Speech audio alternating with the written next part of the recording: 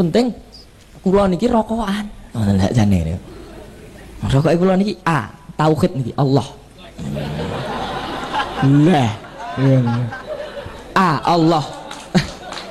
Assalamualaikum warahmatullahi wabarakatuh. Teman-teman, kita bertemu kembali di channel Cahaya Hidayah. Nah teman-teman, jadi vlog ini saya akan mereaksi yaitu channel dari Bang Dodi Safriyadi, yang dimana ini ada seorang Gus. Ya, pada akhir ini banyak yaitu ceramah-ceramah dari Gus-Gusan, yaitu ceramahnya ini ya ngawur ya teman-teman, seperti Gus Miftah, Gus Samsudin. Namun nggak semuanya Gus ya teman-teman. Ini adalah ceramah yang makin parah. Ceramah Gus ini yang masuk surga disuruh menghadap ke Gus ini. Jadi kalau saya lihat ya teman-teman ya, saya perhatikan ceramah dari oknum Gus-Gus ini, yang dimana mereka itu kalau berceramah itu yang penting lucu. Kalau nggak lucu itu nggak laku mungkin ya bagi kalangan mereka ya teman-teman. Namun ini Gus ini masih bocil, sepertinya masih bocil. Tapi ceramahnya ini sangat membangkongkan sekali ya teman-teman. Coba kita simak ya video ini dari channel Bang Dodi Safriyadi. Rumangsane mlebu swarga iku angel, gampang. Lek wong-wong ngomong angel kok ngedep kula gitu.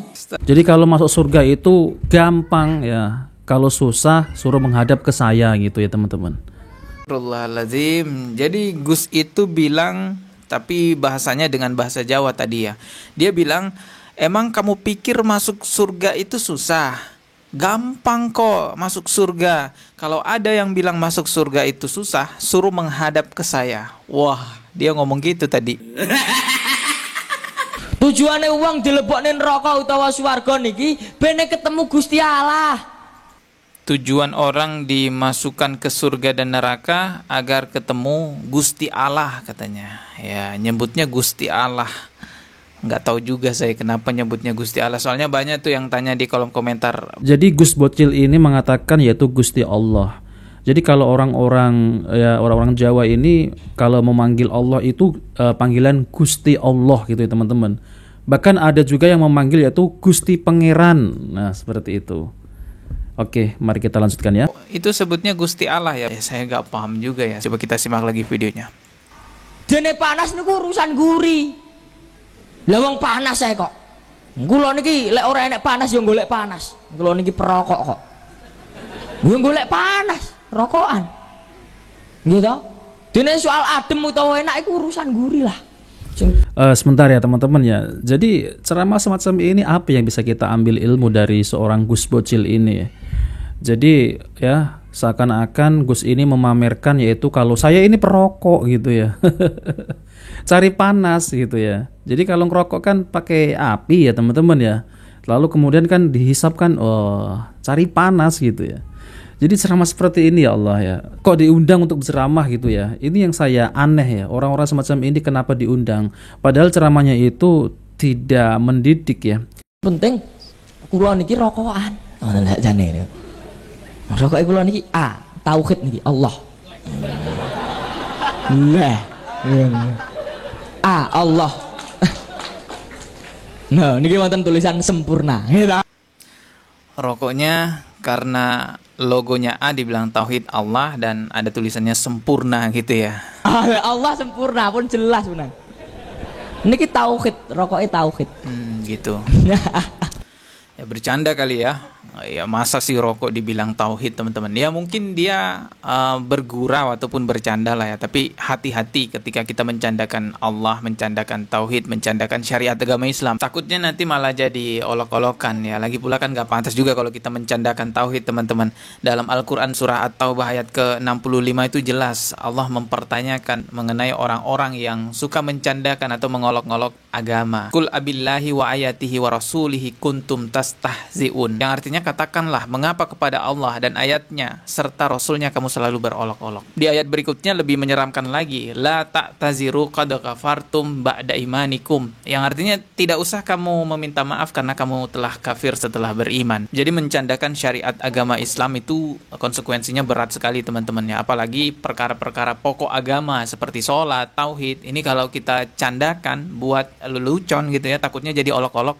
Wah, itu parah teman-teman. Tapi bagaimana sih maksudnya yang tadi itu yang video di awal yang katanya gampang masuk surga? Rumangsane mlebu swarga iku angel, gampang.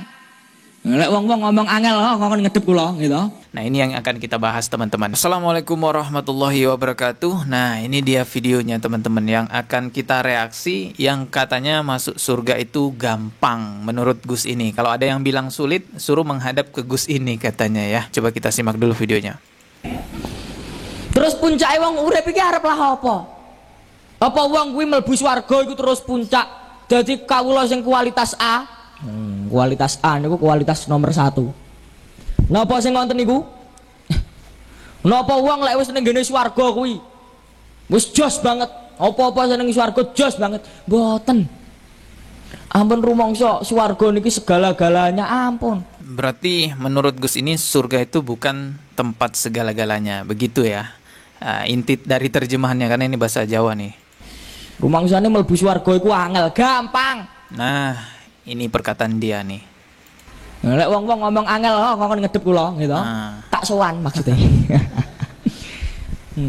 Wonten kate sing dawuh man qala la ilaha illallah dakhalal jannah. Sapa sira maca lafaz la ilaha illallah positif mlebu swarga. Nah, ini hadis yang dia bawakan ya. Ini hadisnya sahih, ini hadisnya benar teman-teman. Man qala la ilaha illallah dakhalal jannah. Barang siapa yang akhir perkataannya mengucapkan kalimat la ilaha illallah, maka dia masuk surga. Nah, hadisnya itu sahih tapi dia memaknai begini nih.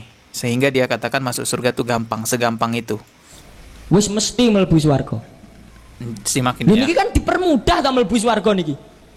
Dadi sembarang wong niki saged iso mlebu swarga. Jenengan maksiat sak umur urip pun. Niki tafsirane kula mawon. Umpamane jenengan maksiat sak umur urip, tapi tahu keceplosan. Nah, gelasnya tahu keceplosan. La ilaha illallah jenengan benjing mlebu swarga kok. Nah, ini letak kesalahannya. Dia mengatakan orang yang melakukan kejahatan, dosa seumur hidupnya, lalu keceplosan ngomong la ilaha illallah, itu dia akan masuk surga. Ingat ya, garis bawahi yang dia bilang keceplosan. Kita ulang lagi ya. Umpamanya jenengan maksiat sak umur urip, tapi tahu keceplosan. Nah, gelasnya tahu keceplosan. La ilaha illallah jenengan benjing mlebu swarga kok. Benarkah bahwa orang yang bermaksiat seumur hidupnya lalu keceplosan ngomong la ilaha illallah akan masuk surga? Coba kita simak ya penjelasan dari Ustadz Abdul Somad.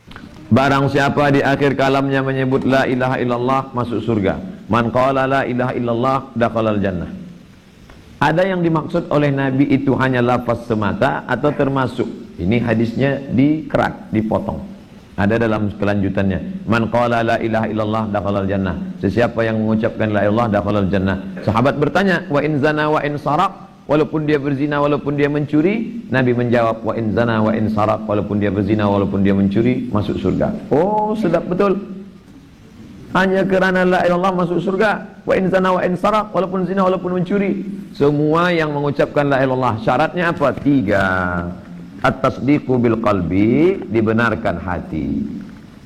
Wal iqraru bil lisan, diucapkan lidah la ilaha illallah Muhammad Rasulullah. Wal amalu bil arkan, diamalkan dengan anggota tubuh. Begitu menurut Asy'ari, Abul Hasan Al-Asy'ari, Ahlus Sunnah wal Jamaah. Adakah yang dimaksud oleh Nabi itu hanya lafaz semata atau termasuk apa yang terucap di hati? Al-iqraru bil lisan nomor 2. La ilallah itu nomor 2. Yang pertama at-tasdiqu bil qalbi. Hati dulu, selepas di hati baru diucapkan di lidah, selepas itu diamalkan dengan anggota tubuh. Sekedar keceplosan ngomong. Tapi yang pertama itu ya kita harus membenarkan dulu di hati kita bahwa tiada Tuhan selain Allah. Setelah itu baru diucapkan la ilaha illallah. Yang ketiga itu juga harus mengamalkan. Sama halnya ketika ada orang kafir yang bersyahadat teman-teman. Kalau orang kafir itu hanya sekedar mengucapkan 2 kalimat syahadat tapi tidak mengimani, tidak membenarkan makna yang ada di dalam 2 kalimat syahadat tersebut, ya tetap kafir teman-teman. Jadi nggak bisa dimaknai keceplosan ngomong gitu ya. Pokoknya keceplosan ngomong, itu sudah masuk surga. Lah, nggak bisa begitu. Apalagi menganggap bahwa ya sudah, berbuat maksiat saja. Nanti di akhir hayatnya ucapkan 2 kalimat syahadat, ucapkan tauhid itu, la ilaha illallah. Nggak bisa juga kita begitu, karena faktanya di lapangan nih, kebanyakan orang yang hidupnya maksiat ketika sekarat susah mengucapkan kalimat la ilaha illallah. Jemaah, apakah mengucapkan la ilaha illallah sebelum mati itu sesuatu yang mudah? Mungkin kita sekarang mudah mengatakan la ilaha illallah. Alhamdulillah Ustaz Ahmad tiap hari mengatakan la ilaha illallah 100 kali umpamanya, di pagi dan di petang. Mudah-mudahan ketika mati bisa mengatakan la ilaha illallah. Tapi realitanya jemaah, ini ada orang Jakarta cerita di RSI, Rumah Sakit Islam. Ada ustadz di sana, kata dia, ustadz itu mengadakan riset kecil-kecilan. Dia katakan dari 1000 orang yang dia tangani, ustadz ini biasanya tangani apa? Tangani yang sekarat-sekarat, yang mau mati, ustadz, tolong bantuin ustadz. Di antara 1000 yang dia bantu, hanya 70 yang bisa mengatakan la ilaha illallah. 930 nggak bisa ngomong la ilaha. Nah teman-teman yang dimuliakan oleh Allah Subhanahu Wa Taala, jadi itulah ya, saya juga aneh ini ya. Semakin kesini tuh banyak ya gus-gus yang bermunculan yang aneh-aneh. Bahkan yang terbaru ini ya teman-teman, gus yang masih bocil ini. Jadi mengucapkan kalimat la ilaha illallah itu dikira mudah ya ketika sakaratul maut itu sudah di ujung tenggorokan itu ya. Banyak ada seorang ustadz yang menangani yaitu orang-orang yang ketika di ujung nafasnya itu sulit untuk mengucapkan kalimat yaitu la ilaha illallah. Tapi ini ada seorang gus yang dimana sombong banget ya. Kalau nggak bisa mengucapkan kalimat illallah ya suruh datang ke saya gitu ya. La haula wala quwata illa billah. Ini penerusnya Gus Miftah ya teman-teman. Jadi ceramahnya itu yang penting lucu, omongannya itu nggak nyambung sama sekali, bahkan mengatakan bahwasanya masuk surga itu gampang. Tidak semudah itu masuk surga itu ya. Kita harus sholat 5 waktu, kita harus berjihad, kita harus menafkahi ya anak dan istri, kita harus sedekah dan lain-lain. Nggak semudah itu. Banyak yaitu pelaku maksiat ya, yang dimana mereka itu meninggalkan sholat 5 waktu, sama orang tua tidak baik. Mereka di ujung kematiannya susah itu mengucapkan kalimat yaitu la ilaha illallah. Kok mengatakan bahwasanya keceplosan? Ini nggak ada arti keceplosan tuh, nggak ada ya. Susah, bukan mudah. Bukan mudah ketika mengucapkan kalimat itu ketika sakaratul maut. Ya berbeda kalau masih ini ya teman-teman ya, masih hidup, maksudnya masih ini ya, masih waras gitu, masih sehat. Kalau mengucapkan kalimat la ilaha illallah ya mudah, tapi kalau ketika sudah nyawa di kerongkongan itu betapa sulitnya, betapa susahnya. Nah, teman-teman, jadi kalau ada seorang gus ya, seperti Gus Bocil ini, kalau berceramah kalau tidak sesuai dengan Al-Quran dan hadis Nabi Sallallahu Alaihi Wasallam yang isinya hanya seperti ini, ya kemelinti, seakan-akan paham tentang ilmu agama Islam ini, maka tinggalkan saja teman-teman, ya nggak pantas untuk didengar. Gitu. Jadi kita bisa mendengar dari ustadz-ustadz yang benar-benar mereka ini belajar ilmu agama dengan sesuai dengan Al-Quran dan hadis Nabi Sallallahu Alaihi Wasallam. Nah, oke teman-teman, jadi itu saja yang sampaikan. Jika video ini bermanfaat, jangan lupa like dan subscribe di channel Cahaya Hidayah. Wabillahi taufiq wal hidayah. Wassalamualaikum warahmatullahi wabarakatuh.